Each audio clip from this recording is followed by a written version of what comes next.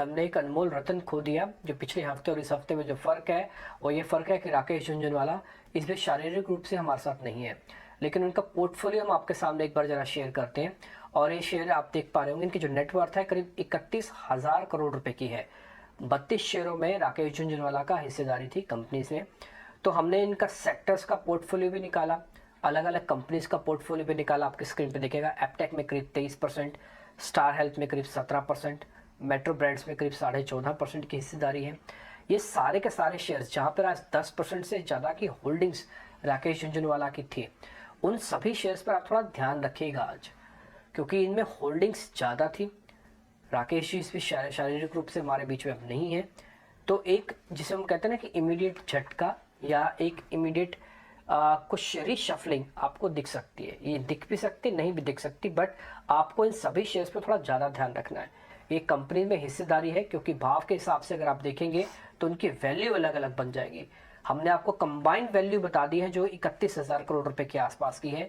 ये वैल्यू वाले भी हमारे प्रोड्यूसर्स ने बकायदा उसकी लिमिट निकाल दी कि आप स्टार हेल्थ के अंदर सिर्फ 5,000 करोड़ रुपए बनते हैं और यहाँ पे उनकी हिस्सेदारी है। इसमें से 2 शेयर एपटेक ये बकायदा 3%, और स्टार हेल्थ जो समय टिक दिखा रहा है करीब 8% नीचे खुल रहा है। स्टार हेल्थ के नंबर्स नहीं आए हैं, ये सिर्फ होल्डिंग है। और जैसे मैंने आपको शुरुआत में कहा, जहाँ जहाँ होल्डिंग्स ज़्यादा है वहाँ पे थोड़ा सा आप ध्यान रखिएगा। कई बार शुरुआती ब्लिप्स जरूर आते हैं मार्केट के अंदर। शर्मिला हमारे साथ है, शर्मिला के पास काफ़ी एक्सपीरियंस भी है इस तरह की सिचुएशंस को देखने का और बाद में मार्केट पे रिएक्शन देने का। शर्मिला, हमने जो अभी लिस्ट साझा की है तो उसके अंदर उनके शेयर्स की होल्डिंग हमने दिखाई है। आप हमको जरा ये बता सकते हैं कुछ फ़र्क पड़ेगा क्या आज स्टार जैसे शेयर्स जहाँ पर उनकी होल्डिंग करीब करीब 15% से भी ज़्यादा है? आई थिंक जैसे कि आपने कहा, एक सेंटिमेंटल हिट जरूर हो सकता है, बिकॉज जिस तरह का रिटेल इन्वेस्टर्स में उनका इन्फ्लुएंस था और काफी लोग स्टॉक्स इसी वजह से खरीदते थे क्योंकि न्यूज फ्लैश होती थी कि mister Jhunjhunwala has entered the stock. तो उस तरह का एक सेंटिमेंट हिट आ सकता है। लेकिन अगर आपको याद होगा, उसी दिन आई थिंक फॉलो अप मैंने एक क्लैरिफिकेशन भी देखा था रेयर एंटरप्राइजेस से कि they will sort of continue to grow the legacy। और मेरे हिसाब से वो इसी वजह से था कि they want to इस तरह की जो concerns लोगों के मन में आएंगे, उनको वो ये करना चाहते हैं कि कोई चीजें बदलेंगी नहीं।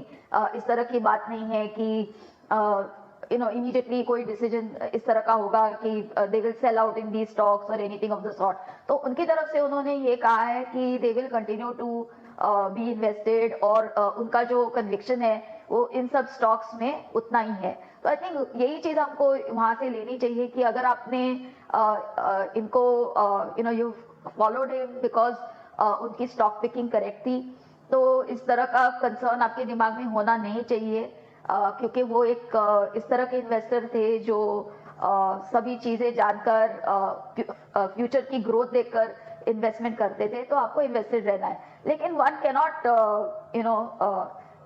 आई थिंक एक सेंटिमेंट हिट जरूर आएगा because his sort of influence on the retail investor, वो हम जानते ही है कि वो कितना बड़ा था। ये बात आपकी बात बिल्कुल ठीक है। और जब हमारे साथ अमीशा वोरा जुड़ी थी ना, तो उन्होंने ये कहा भी था, वो अपने एक्सपीरियंस जब हमारे साथ शेयर कर रही थी शर्मिला, तो वो ये कह रही थी कि राकेश झुनझुनवाला ये कह रहे थे कि मेरे पोर्टफोलियो 10 साल तक कोई ना बेचे, ये मैं बोल के जा रहा हूँ। और दूसरा उन्होंने ये भी कहा कि मैं 10 साल के अंदर आप भारत की ग्रोथ देखिएगा, हो सकता है हम कोई बड़ी बात नहीं है कि 2 गुना या 3 गुना भी हो जाए।